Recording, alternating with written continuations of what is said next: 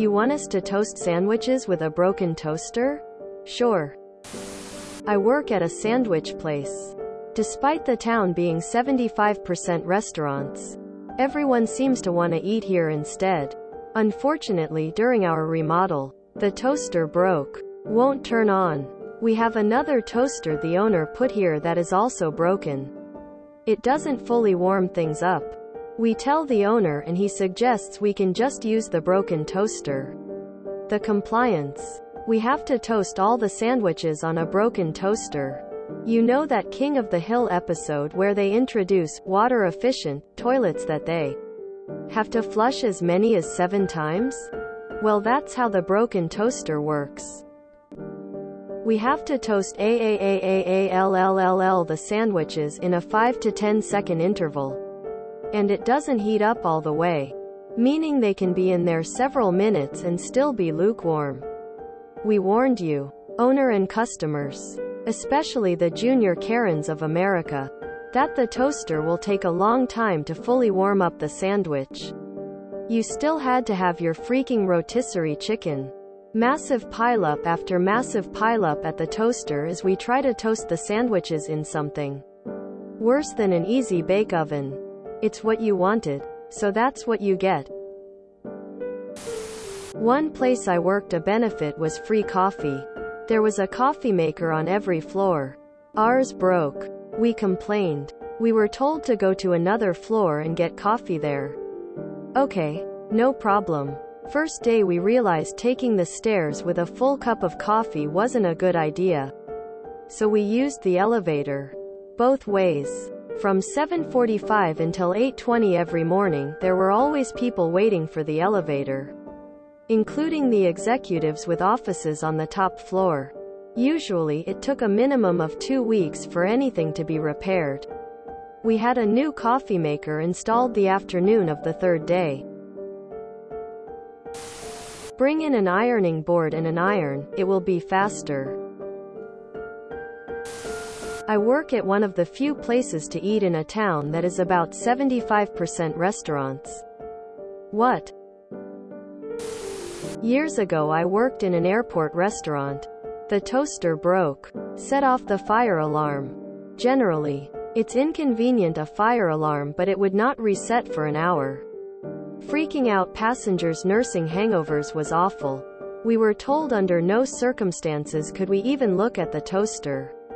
Well, let the drama begin. We offered any pastry, bread, scone or wholemeal bread as an alternative. One little yolk took the alternative and threw it at me.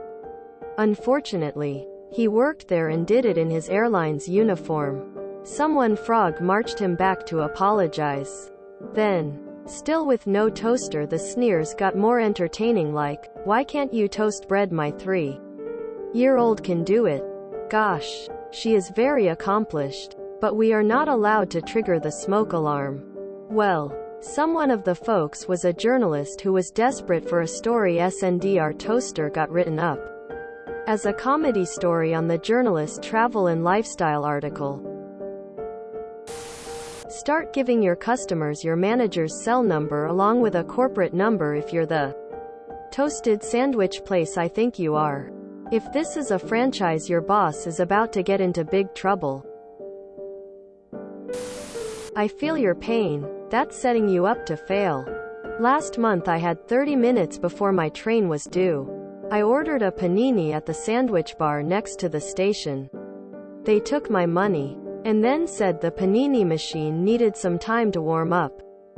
20 minutes later, still no sandwich. After another 5 minutes I had to ask for my sandwich or a refund. I couldn't miss that train. They gave me a refund and weren't very nice about it, though I thought the business owner should have given the staff the equipment to fulfill the menu. Ferengi Rule of Acquisition number 104, Faith moves mountains of inventory. Run down to the Despot of Homes, and you can pick up a small butane torch for about $20 to $25. Just be sure not to wear orange if you do. I remember this happened to me at a local Starbucks. I was disappointed, but it was abundantly clear the staff couldn't do anything about it, so I just shrugged it off. Forget about the toaster. How the heck did you decide your first sentence made sense? I have watched enough Curb Your Enthusiasm to know that a faulty toaster is a recipe for disaster. One of the few places to eat in a town that is about 75% restaurants thinking face I don't understand.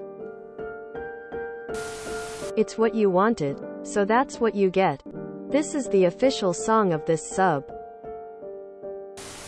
I feel frustration at the lack of fallout from the owner. Like, yeah, the sandwich is backed up. What was the fallout or response from the owner who ignored the problem? In a town that is about 75% restaurants, how is there room left for people to live? Or other businesses? Does everyone work in a restaurant? Do people only come to your town to eat and then go somewhere else to work or live? I mean, shitty of the owner to not replace it, but if I go to a sandwich shop and their toaster isn't working, then what's the point? I'm not gonna pay $10 for some room temperature bread. This is yet another example of the pitfalls of capitalism. Anytime there was equipment that needed repair, and it kept being not repaired, found itself breaking down completely, as in no longer reparable or usable. Funny how it always worked out like that. I work at one of the few places to eat in a town that is about 75% restaurants. Maybe I'm tired. But what?